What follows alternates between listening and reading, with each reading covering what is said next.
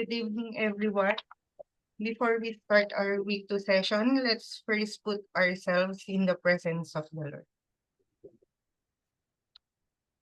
Lord, we thank you for bringing us together tonight for our accountability group. We are grateful for the opportunity to learn, share, and grow together. Bless each participant, our speaker in this session. May we be productive, meaningful, and aligned with your will. Give us the wisdom, patience, and an open heart to receive the lessons we need today. All this we pray in Jesus' name. Amen. So good evening again, everyone. So welcome to our week 2 session of our accountability group. So tonight's topic will be um tonight's topic will be chosen market. Um And it will help us position ourselves better in the market and attract the right clients. So we have 30 participants today. So mas marami last week, TLs, parang mas marami tayong um, TLs last week participants. So we hope na stay motivated tayo until the week 8. So always show up and stay motivated. So, mas nakakatuwa if we see familiar faces. So, sa mga first time din na mag-join for the AC, welcome to AC Group. So, before we start the program, the topic for tonight, so i-reintroduce ko lang muna ang mga TLs natin. So, sa mga wala last week, we have 5 TLs sa Elevate Trailblazers. So, si TL Jeremy, si TL Ice or TL Eileen, si TL Bernadette or TL Madette, si TL Julius, and TL Rachel, yours truly. So, proceed tayo with the icebreaker. Ready na ba lahat? So, for tonight, just like last time, so pwede po muna kayong mag-open ng audio ninyo. So, magkakaroon tayo ng icebreaker and it will be called Guess the Emoji. So, sa chat box na lang po, pa-assist na lang rin mga TLs para sa winners natin. We will have, just like last week, we will have 50 pesos GCash prize sponsored by yours truly. Di ba, pag nanalo ka na last week, tapos nanalo ka pa ngayon, may 100 ka na. So, sabi nga ni TL Jeremy, pambawas sa internet cost. So, we have 4 questions for tonight. So, ang mechanics ng game is unahan ulit. Sa chat box na lang po. Then, for fairness lang, we can only have 1 winner per question. So, para ma-distribute rin natin yung prizes, pwede pa rin namang sumagot yung mga mauunang winners for the next round. Pero, ibibigay natin yung prize for the second na makakakuha ng tamang sagot. So, icebreaker muna.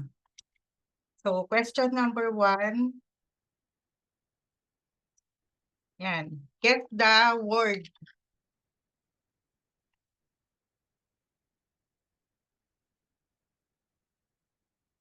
Guess the emoji. May nakasagot na po ba?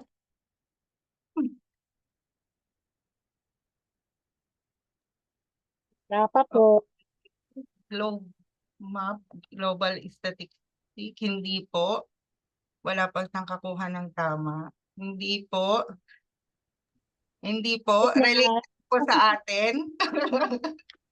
Mahirap ba? Mahirap po ba? Global crisis. Parang ang hirap, Network. Sige, clue. Yung second image is books or financials.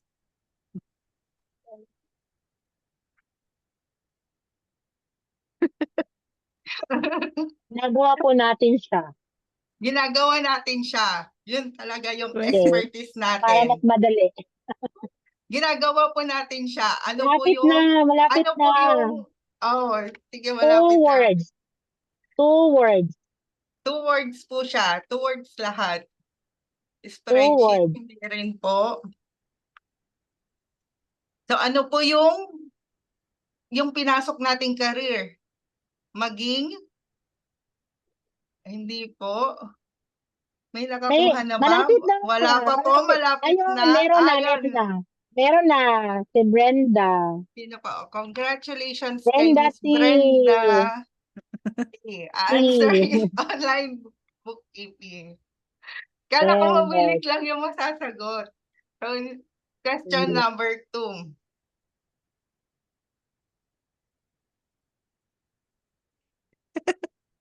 Ano raw naging online? Kasi web, internet, online. Ayun. Gloria Paliso. Question Target number market. 2, target market. Tama po, si Miss Elma Rose. Tama ba, TL? May Yes, nakakuha TL. na? Yes. Tama. Yan. So, yun yung sagot for sa And question then, number 2. Number 3. So, number 3, hospital. Number Number 3. 3, Yun. Sige. 2 words pa din siya. 2 words lahat. Wala ko. 2 words po. Yung first word, ano yung mga dala-dala ng mga Gawin ka, Ron. Okay, may nakakuha po ng first word. Yung pangalawa, hindi pa po. Okay, malapit na po. Malapit na. Optimization. Ano yung Ano ganyan? po? Profile optimization. Hindi po. Yung first word pa lang po yung nahuhulaan. I-guess na po yung first. Yung second na lang. Second word. Bag. Okay, may mga Ang nakasagot bobo. na po. Business yung first word. Second word. Ano yung paganyan? Pataas. Yung sinabi na ni TL. Okay. Targetin nyo na lang yung word. Okay, malapit na po. Malapit na. Tatanggapin ba natin yung isinagot nila?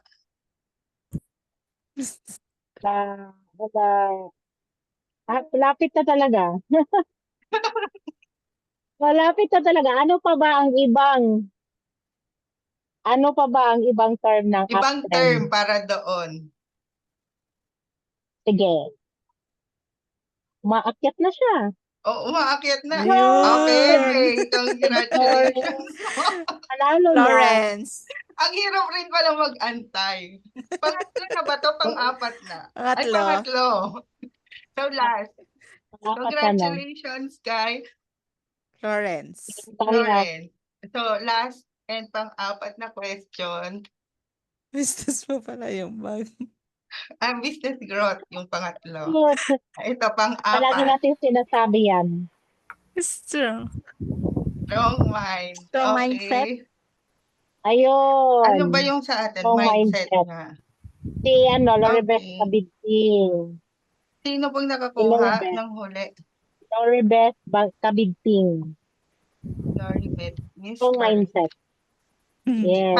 Ano na lang po ako, Yeah. TL, hindi ko na nailista yung mga nanalo. So, DM na lang din po. Message Strong ko siya. mindset. Yes. Oh. So, congratulations po sa lahat ng winners. So, 7:13 na. Kumain na po ba lahat? 9:31. Baka gutom na. Sana kumain na po kayo bago ang easy natin. So, all right. Congratulations po ulit sa mga winners. So, let's proceed with our house rules. So, first, stay muted po para hindi natin ma-distract yung speakers. Second, always keep your camera on if possible kasi makakatulong po ito sa atin. Ito yung number one na parang training na natin na kung paano tayo mag-show up sa clients during discovery call. Third, be kind and supportive. Let's respect one another and cheer for our AC mates. Fifth is stay engaged. So actively participate and focus. So stay engaged, mag-share din po tayo sa ating mga breakout rooms later. Then have fun and be yourself. So ang AC po natin is every Monday, 7 p.m. Please always be on time and use your batch number _ complete name. So here's the overview of our AC program. So this is what you expect on our ACs. So for tonight, our topic is chosen market, offer statement, and optimized profile. So our speaker for tonight is someone who brings a wealth of knowledge and experience from the finance and accounting industry. So Miss Maria Bernadette Francisco or TL Madet is a seasoned finance professional with over 15 years of experience in the banking industry and 5 years as a licensed financial advisor. So currently, she serves as an accounting virtual assistant and bookkeeper for US-based businesses while also managing books of an Australian construction company. So on top of that, she supports Philippine-based clients with their BIR tax compliances and filings. So effectively working across 3 time zones. So with a heart for service and a passion for numbers, T. Almadet brings a wealth of real-world expertise in bookkeeping, financial management, and tax compliance. So beyond her professional life, she is a proud and devoted mother of 2 boys, balancing the demands of career and family with grace and grit. Her journey is a testament to how skills, discipline, and faith can open doors across borders. So let's all welcome Miss Maria Bernadette Francisco or T. Almadet. All right. Good evening, everyone. So, ayun. Thank you for the introduction, TRA. Na-pressure tuloy. Anyway. Bigati niya si T. Almadet. Oh. Imagine nyo, hindi na yan natutulog. 3 time zone. May US, may Australia, tapos may Pinoy pa. Walang Natutulog pahinga. naman. Pero tawag dito, yun, talagang nababanat yung oras. And time management talagang na, ano tawag dito? Na ma-manage talaga every minute counts. Ayan. Anyway, Yes. let's proceed kasi medyo marami at you have limited time. So I'll share my screen. Parang hindi ko makita yung share. Ayan. Share.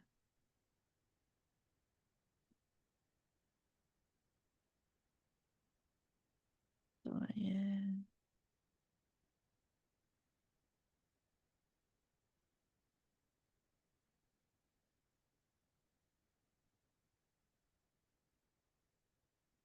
So, ayan. So, dun sa topic natin for today, number 1 is on how to select a niche. Ano ba yung niche na tinatawag? So, ito yung industry na pinipili mo for you to serve your bookkeeping service. Ito kasi yung parang word natin for your chosen industry. Niche ang tawag. So, what factors to consider? So, yung i-discuss pala natin ngayon is ano na, pahapyaw na to dun sa nababasa natin dun sa portal. So, on how you um, craft your offer statement, your profile optimization, andun na yung step by step. Pero dito, pahapyaw na natin siyang i-discuss. Para kapag dating nyo dun sa portal na yon, medyo meron na kayong idea. So, on how to selecting a niche. So, dito, ito yung mga factors to consider to select your niche, your industry. So, number 1 dito is industry familiarity or experience. So, sa pagpili ng niche, you have the kahit konting kahit konting familiarity. Like me, ang pinili ko is sa real estate.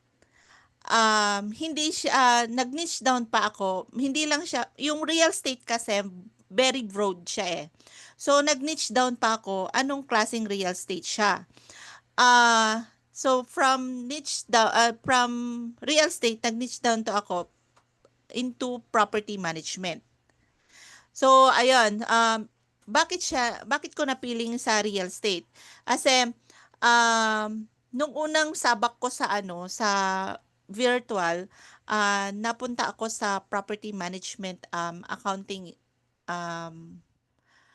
property management accounting firm. So yung firm na pinag-applyan ko is nagki-cater sila ng property management. So doon ko na experience ang mga app or platform ng real estate. So doon ko na realize na meron akong familiarity and experience. So kahit 6 months lang ako doon sa work na yon, so at least meron akong experience on how to navigate yung app ng real estate like Appfolio, Buildium, and yung Desk, mga ganon. So, and QuickBooks and Xero. So, doon ko siya unang naging, ang tawag dito, kinonsider yung pagpipili ko ng niche ko. Number 2 factors is profitability of the niche. So, isa din, kasi sa real estate, maraming maraming, tawag dito, maraming sanga-sanga, maraming branches. Ang real estate kasi meron kang real estate investor. Meron din diyang, yun nga, property management, meron din diyang construction. So, sa each branch na yon, makikita mo na maraming business na ganon. So, kung maraming business, ibig sabihin, profitable yung ganon na market. Tama? So, yun. So, number 3 na factor is demand and market size. Ganon din. So, kung maraming branch yung ganon na industry, ibig sabihin, malaki ang demand and malaki yung market size niya. Kung sa US, marami na sa Canada, sa Australia, so parang marami kang pagpipilian, marami kang opportunity na pupuntahan, maraming door na ma-open kapag yun ang pinili mong industry. Ayan. Number 4 factor, your passion or interest. So, hindi tawag dito. Kasi alam mo yung yung notes na kapag it is your passion to serve a certain industry, napakadali, hindi mahirap sa'yo na i-serve sila kasi andun yung passion mo eh. Like sa real estate na kung love mo na mag-serve sa mga real estate investor, sa mga property managers, so andun na yung passion mo, andun na yung alam mo yung business flow ng business, yung cash flow nila, kung ano yung mga income stream ng mga ng mga clients na servan mo. So alam mo din kung paano mo sila matutulungan. Kasi yung kilala mo sila eh. Interested ka sa kanila. So, ibig sabihin, alam mo kung paano mo sila matutulungan. Ayun. Number 5 factor is growth opportunities. Ang ibig sabihin niyan is that in your chosen industry is growing or stable. So, ibig sabihin, kunwari, sa pagpili mo ng real estate, yun nga, yung sabi ko kanina, maraming branches yung real estate. Meron diyang constructions, meron diyang property management, and real estate investor. So maraming growth opportunities doon na hindi ibig sabihin na kapag real estate at property management yung niche mo, doon ka lang. Parang ako, mula nung nag-craft kami ng ganito, ng niche, ng offer statement, property management na talaga yung niche ko. But then, ito ako, ang una kong pinaka full-time na client from bookkeeping is construction. So, 'di ba ang layo? Hindi malayo, iba doon sa gusto kong iserve. So, sino ba naman ako na kapag inoferan ng um, ganitong opportunity tapos iba yung gusto ko, but then pero malapit, tapos binigyan ako ng ganitong opportunity, sino ba naman ako na ayaw, 'di ba? So mahirap na mag-stick lang tayo dun sa isa. We have to be flexible and yun nga, open for any opportunities. Kung kaya mo naman at malakas ang loob mo na sumabak, why not, 'di ba? So yun nga, growth opportunities, hindi lang siya limited dun sa gusto mo. Pwede ka lang din maging flexible sa ibang opportunities. Ganon yung growth opportunities na tinatawag. So sa pag-consider ng niche, ito yung magiging pro tip natin. What you know plus what you enjoy and what is profitable plus what is demand. So yon. Ito yung pinaka bottom line nung pag-select natin ng niche natin. So sana itong mga factors na ito is makatulong kung paano kayo mag-niche down or pumili ng gusto nyong niche at iserve ng mga clients. Ayun. So dun sa Discord merong nagtanong kung ano yung saan siya magsisimula na mag-select ng kanyang niche. Ayun. So sana itong mga factors na ito is nasagot yung tanong mo na yon. Ayan. So bakit importante na magkaroon ka ng niche? Number 1, you become the expert, not just yung parang hindi lang siya not just another bookkeeper, parang ganon.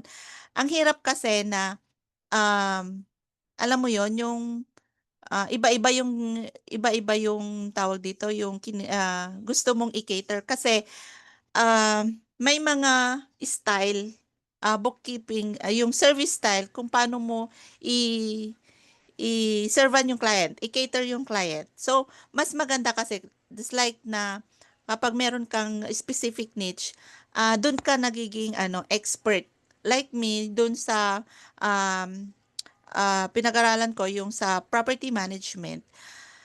Ang pinaka unang naging client ko habang nag-aaral ako is property management siya. So, from then, parang nag-gain yung yung confidence ko ba na maging expert sa ganitong niche. So, nung naumpisahan ko na siya, nag-gain yung confidence ko to offer my service. And then, andun yung guts mo. Kasi, ay, alam ko na to. Ay, alam ko kung anong gagawin ko dito. So, kahit anong pain points or challenges ang iharap sa'yo, alam mo kung paano mo siya isosolve. Ayun. So, magiging expert ka kapag ganon. So, matatanim sa clients or sa mga sa audience mo kung kunwari sa ganitong challenge or sa ganitong pain points, matatanim sila na alam nila kung sino yung lalapitan. ikaw yung go-to person nila kung sa ganitong, sa property management bookkeeping, si ganitong gusto kong um, lapitan. Matatanim nila sa isip nila kung sino yung lalapitan nila, kung alam nila yung niche mo, alam nila kung saan ka expert. Ganon. Number 2, you attract better clients faster. Yun nga, pag alam nila na doon ka eksperto, sila na mismo ang lalapit. So, ibig sabihin, you attract better clients. Hindi lang basta na magtatanong lang ng rate mo or something like na nag-i-inquire lang or something like na nag-spy, parang ganon. So, you attract better clients kasi alam nila kung saan ka expert. Ayan. Number 3, you can charge higher rates. Ayun. So, kung alam nila na expert ka at andun ka na sa alam nila at tanggap ng clients na you are charging the higher rates. Kasi nga, syempre, expert ka na, marami ka ng pinag-aralan, marami ka ng pinagdaanan na challenges and something like na marami ka ng alam. So, you can charge at katanggap-tanggap yon na you can charge higher as $25 to $45 or $50 per hour. O, yun. So, ganun ka-importante ang niche. Ayan. Number 2, topic natin for tonight is crafting offer statement. So, ito, maraming factors to consider or something like step on how to craft your offer statement. After identifying your niche, ito na, magka-craft ka naman ng offer statement mo. Ayan. So, kasi hindi ka makapag-craft ng offer statement kung hindi mo alam ang audience mo. Tama? So, hindi naman ibig kasi ang hirap i-target ang audience kapag iba-iba or something like na very general. So, kailangan sa pagka-craft ng offer statement, meron kang target audience. So, number 1 dyan, targeted audience plus their pain points. Bakit dapat alam mo yung pain point nila? Kasi para alam mo kung ano yung i-offer mo. Kasi kung hindi mo alam kung ano yung mga challenges nila, struggles nila, paano mo sila matutulungan, 'di ba? So, doon ka huhugot ng offer statement mo. Doon ka huhugot ng offer mo on how you can help the clients. Number 2, clear dapat and valuable outcome yung statement. Dapat clear siya or something na kung ano yung kunwari sa property management or real estate, kung ano yung language nila, excuse me, kung ano yung language nila, yun yung sinasabi mo din when you offer yung offer statement. Kunwari, wag ka, parang sa akin, yung itong example dito sa baba, I help BC property managers regain control of their finances with clean, accurate, and on-time reporting. So, so they can focus on growing their business ba yan? Growing their, ano ba to? Sorry. Ayan. On-time reporting so they can focus on ano to? Sorry. Ayan, and chasing receipt. Ayun. So, sa property managers kasi, ang problema nila is on how they chase receipts, on how they organize their receipts, on how they track their expenses. So, doon pa lang, sa offer statement pa lang, alam na nila kung paano mo sila matutulungan. Kasi number 1 na na problema ng mga property managers is on how they can track their expenses. So, sa offer statement po, andun na, naka-state na doon kung paano mo sila matutulungan on how to chase their receipts and syempre to track their expenses. Ganon siya. Clear dapat siya and valuable outcome. Number 3, your unique solution or approach. Ayun. So, dapat yung offer statement mo daw is unique siya, unique solution. So hindi lang siya I help. So dapat yung approach mo naka-align dun sa problema na meron sila. So kung alam mo yung industry na gusto mo na sa-servan as sa bookkeeping service mo, dapat alam mo kung ano yung pain points nila, ano yung mga general na pinoproblema nila sa business nila para alam mo kung paano mo sila tutulungan. Kasi sa business natin, sa service natin, lagi nating tatandaan na tayo ang tutulong sa kanila. Sila ang may kailangan sa atin. Ganon natin i-view yung ating service para ang tawag dito, yung ano ba, yung business relationship is very professional at hindi lang basta nila tayo iti-treat as employee. Ang dapat na i-treat sa atin is yung contractor tayo, hindi as employee. Kasi yun yung talaga ang tawag sa atin as freelancer. Independent contractor tayo. So, ang talagang relationship natin is to help them and maging helpful tayo dun sa business nila. So, kailangan yung ating offer statement is maging helpful dun sa challenges na kinakaharap nila with their business. Ayun.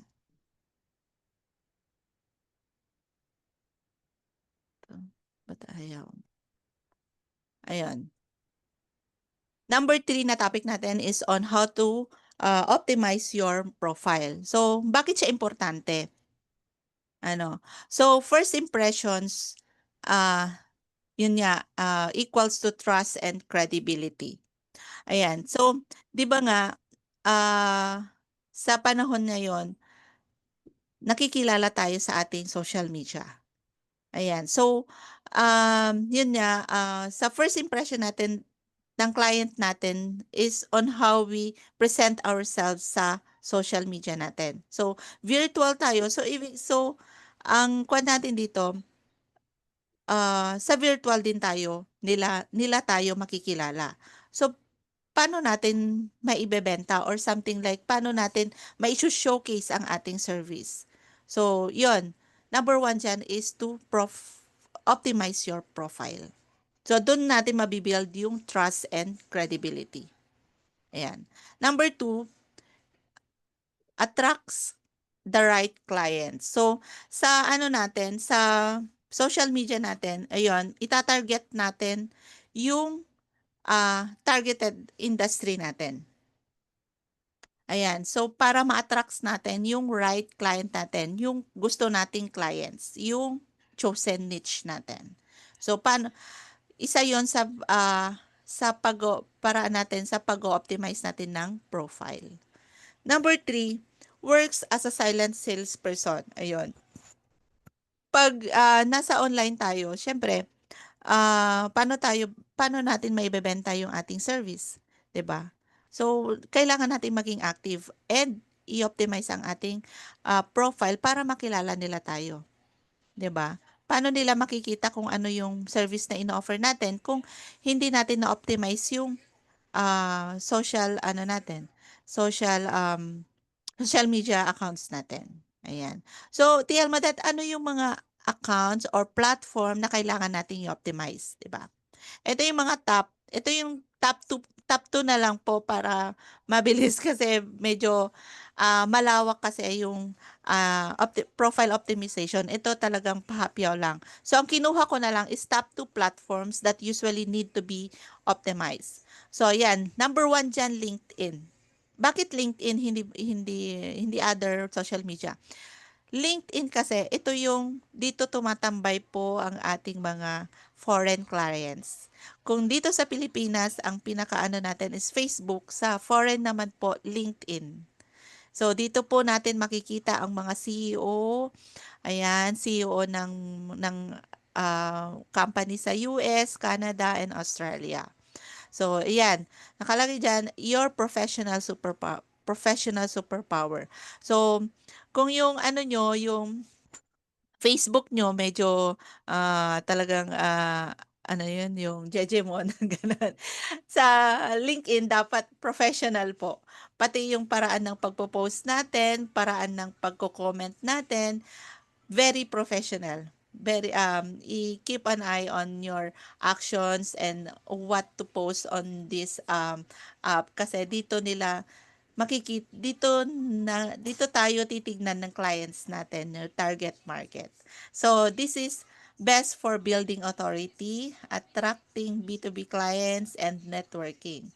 So how to optimize? The headline, the about section, banner, image, featured links, and recommendations. So makikita natin dyan. So isa-isahin natin para ano. So, dapat ang lahat dito meron tayong LinkedIn na accounts. So, para ma-experience natin on how to optimize your profile. Ito. So, yung headline that hooks ang sabi doon. Instead of having just ilalagay mo bookkeeper lang, dapat nakalagay doon yung offer statement mo. Diba? So, helping property managers save time, stay compliant, and grow profits with precise bookkeeping. Parang ganyan. So, yung headline pa lang, parang ano na siya. Nandun na yon naka-state na doon yung offer statement mo on how you can help property managers or your chosen industry. So, pakita ko sa inyo yung yung aking LinkedIn para mas tawag dito, ma-appreciate nyo kung ano yung pinagsasabi ko on how to optimize um optimize your profile. Nakikita ba? Or iba yung presentation?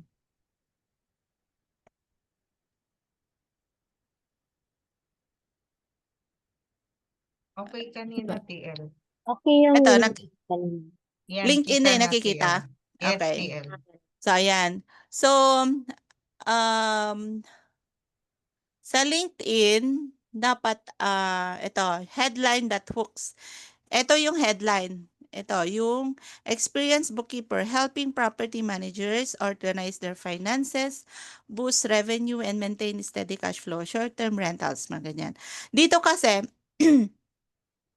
kailangan kasi dito sa headline mo, dapat ilagay mo yung mga keyword ng mga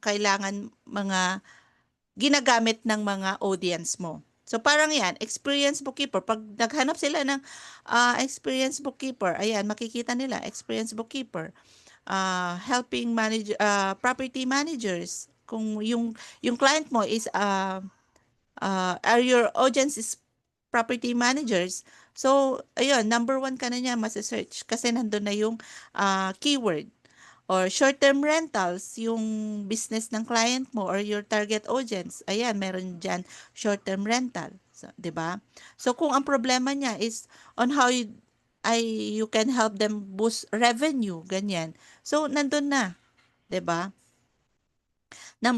Dalawang points na yung nailagay mo. You offer your service and andun na yung keywords, 'di ba? Now hook mo na siya yung client na yung target audience mo kapag nag-search siya sa LinkedIn. Ayan. Banner that speaks. Ito yung banner ko. Ayan. So dito kasi andito na yung andito yung pain points ng clients ng audience ko. Ano yung usually ang property managers, they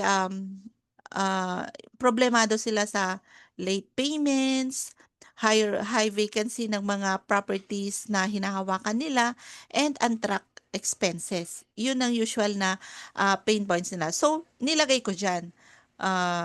Parang ikinuan ko sa banner na are you facing late payments, high vacancy, or untracked expenses? Parang ganon. So, nilagay ko yan, tapos and then sa baba, nilagay ko yung offer statement ko. Ganyan. So, pag ka-open mo dun sa LinkedIn ko, kapag ganyan, yan ay unang makikita mo. So, pag nakita ng property managers yan, at na-hook siya, so tatawagan na lang niya ako. Andito yung aking call to actions. So, andyan yung Calendly ko, yung email address ko, and my WhatsApp number. Ayan. Ayan po yung banner. So, featured section. Ang featured section niya dapat, eto. So, ang feature dyan, ito yung mga pinopost ko. Kunwari, ito. Pinost ko to noon. So, basic bookkeeping services, ganyan-ganyan. And ano yung mga, any thoughts about your services, ganyan. And then, mag-call to action ka din kung paano kanila reach out, and then kung mahuhook yung client mo or your target audience on this post, ganyan, ano sila dito, magre-react sila, and then yung magko-comment, ganyan. Ganon siya. Dapat yan yung featured question. And always, meron siyang call to action. Yan. Yung about section naman, ang about section is, dapat, andito siya. O, diba? Ang dami mong dapat i-optimize. Ito. Yung about section mo, about yourself, about your service on how you can help the client. Ganyan. Hindi lang yung sarili mo, isulat mo din dito kung paano mo matutulungan yung client mo, ano yung mga naging experience mo, then i-align mo siya dun sa pagtulong mo sa client. 'Di ba? Yan. And then, meron din ulit call to action dito. 'Di ba? Pag na-hook siya at nabasa nila yan, meron din dyan kung paano kanila ma-reach out. Ayun. And then, recommendations. Hindi pa ako nanghihingi ng mga recommendation sa clients ko eh. So, wala ako nun. Ayan. Ayun. So, last is maging regular yung pagpo-post mo. Ayun. Nung wala pa akong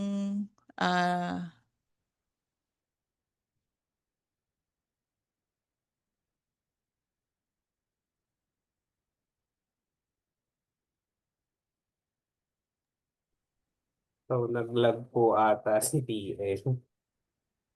Um,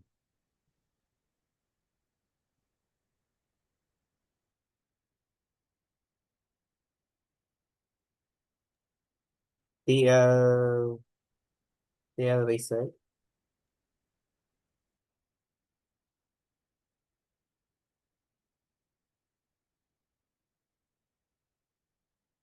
po. Antayin natin saglit. Paano natin i-close yung ano?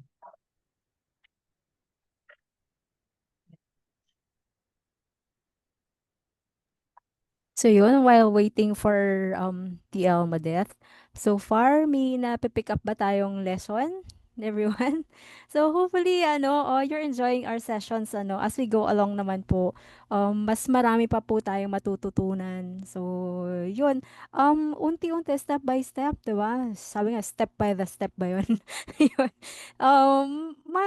Mapipick up na, makukuha natin kung ano talaga yung pupuntahan natin. As we attend the ACs, marami tayong mapupulot na mas magiging klaro sa atin ano ba yung niche, ano ba yung gusto kong gawin, saan ako papunta na at nasaan na ako ngayon, paano makakatulong si TBSA, paano makakatulong yung mga TLs natin. So yun, sa ngayon, ano pa lang siya, parang overview ng ating um, pinaka-meet paano tayo makakakuha ng client. So this is only preparation for us, for every one of us na unti-unti pag-isipan na natin kung ano ba yung interest ko. Yung sabi nga ni TL Madet, ano yung interest, ano yung alam mo na kahit papaano, pero gusto mo pang explore. So yun. Yun po. So ito, nag-brown out daw kina TL Madet. So for this, in-introduce naman na ni TL Madet kung yung LinkedIn niya, kung paano tayo mag-optimize. And next is yung Facebook niya, kung paano. So, i-optimize din and ibigay ko lang yung ibang platform, yung Upwork, Online Job PH, and Instagram. So, ito, may mga binigay yung ibang slides, sasabihin ko na lang kay TL Madet to share on our Discord group. So, yung mga, kung i-allow niya, kung okay lang sa kanya, na ibigay natin. Pero ito, mga testimonials lang niya ng mga sample inbound messages sa kanya. Yung mga messages ng mga client niya na nag-avail ng service niya. So, yun. Napaka-inspiring, ang daming messages.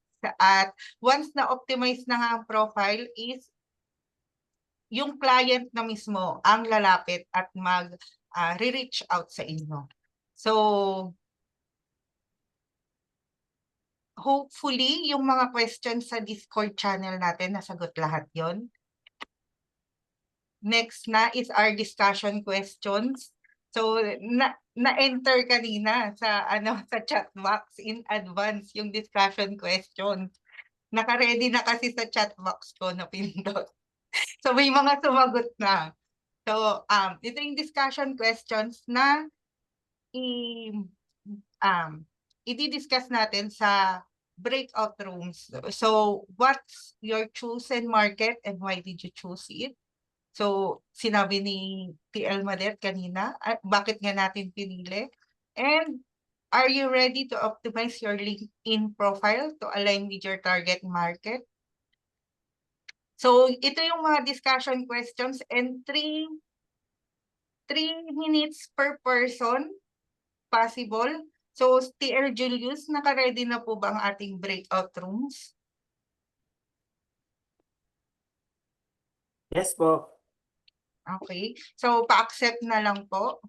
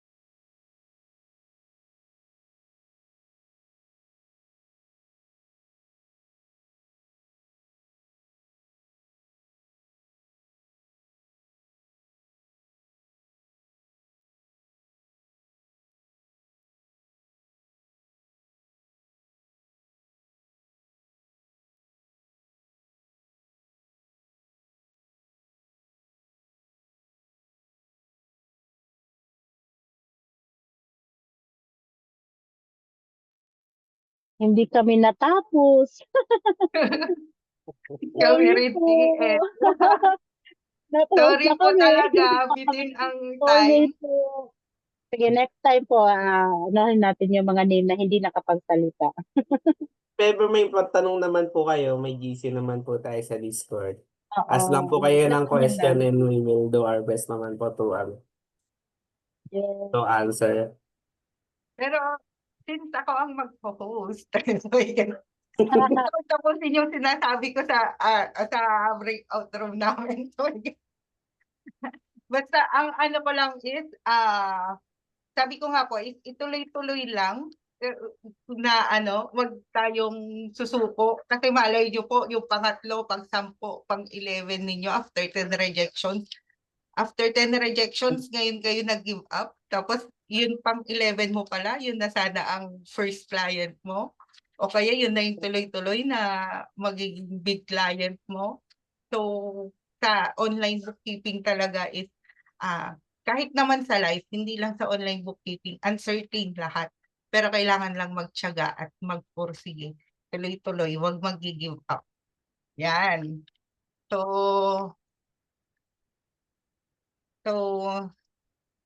um, napaka-fruitful and napaka-inspiring nung from presentation ni TL Madet hanggang sa breakout rooms kasi talagang napapaisip na tayo kung ano ba talaga yung niche na kukunin natin. Ano yung niche na yun ba talaga or yun bang may experience ka or yung hilig mo. So, ano na to? Yung kagaya nga po ng sabi ni TL Julius at ni TL Eileen, meron po tayong Discord. Kung gusto nyo pa i-maximize natin lahat, i-maximize nyo yun, pag may time naman kami is sasagutin namin lahat ng questions ninyo with regards dun sa tapos na nating topic, lalo na kulang po yung time talaga natin. Or dun sa batch 16, pwede rin po kayong magtanong doon. Nandun na rin po yung mga coaches natin, tsaka ibang TL. So, for the words of encouragement and announcements, Miss TL Jeremy. Okay. Thank you, TL Rachel.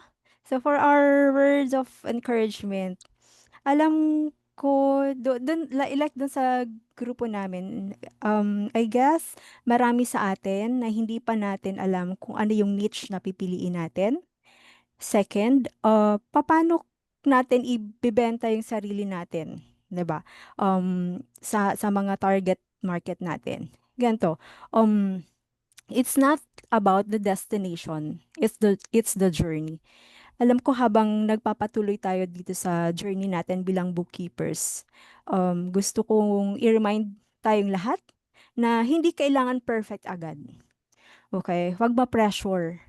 Huwag ma-pressure kaya hindi pa final yung market mo, kung hindi pa polished yung offer mo, at hindi mo pa alam basically yung gusto mong i-offer. Tapos kung yung pag-optimize ng profile mo, hindi ka pa ready, kulang pa, hindi mo pa alam kung ano pa yung statement na ipopost mo doon. So kasi ang totoo lahat 'yan, yung market offer, yung profile, yung portfolio, hindi lang siya basta requirement eh. It's part of the process. Okay, it's part of the process. Every time na pinipili natin na linawin kung sino ang gusto nating iserve, every time din na inaayos natin yung messaging, at yung kahit yung simpleng pag-update ng profile natin sa LinkedIn, sa iba-iba pang platforms, that's progress, 'di ba? Yung pag-inisip pa lang nga natin kung ano yung gustong market natin, that's part of progress. Yun yung importante na parang Kaizen, 'di ba?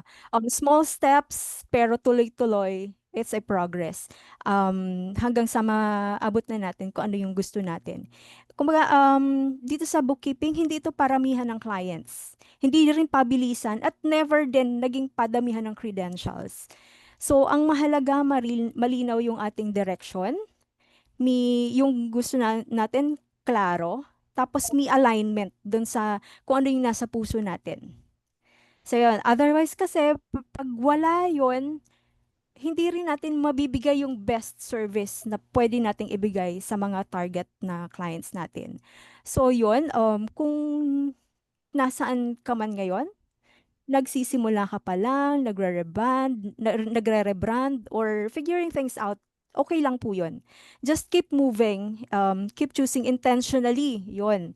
Kasi every step counts. So at the end of the day, hindi po ito tungkol sa destination. It's about the journey, kung paano natin in-enjoy yung journey natin papunta doon sa target destination natin.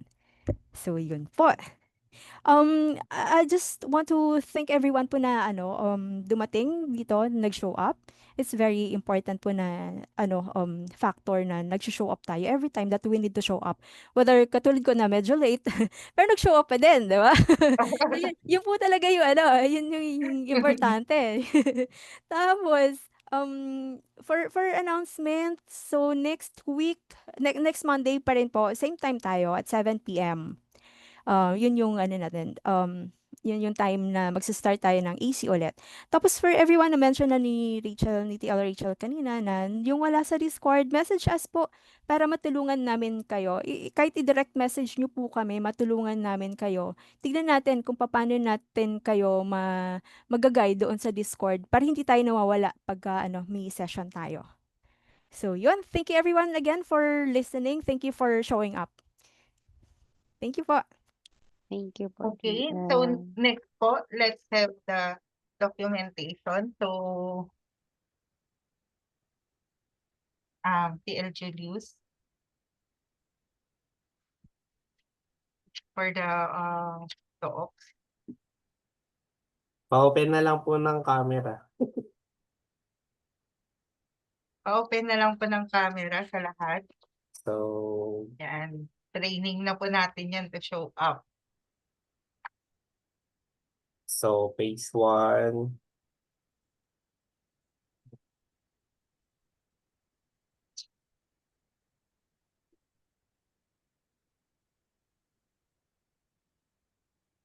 Page 2, smile. 1, 2, 3.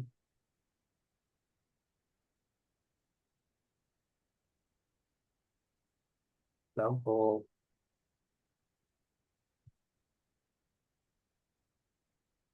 Smile na lang pareho kasi hindi namin alam kung sino page 1, page 2, di ba TL?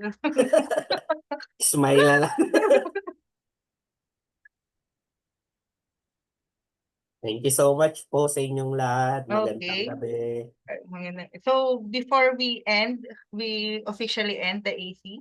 So let's have our closing prayer. So let's bow our heads and feel the presence of the Lord. Heavenly Father, we thank you for the time we shared tonight. Thank you for the knowledge, encouragement, and connection we've built. Bless our speakers, our group, and each of our individual journeys. Keep us consistent, inspired, and faithful to the process. In Jesus' name we pray. Amen. Amen. So thank you everyone and see you all next AC Monday. Good Bye night. everyone. Bye everyone. Thank you.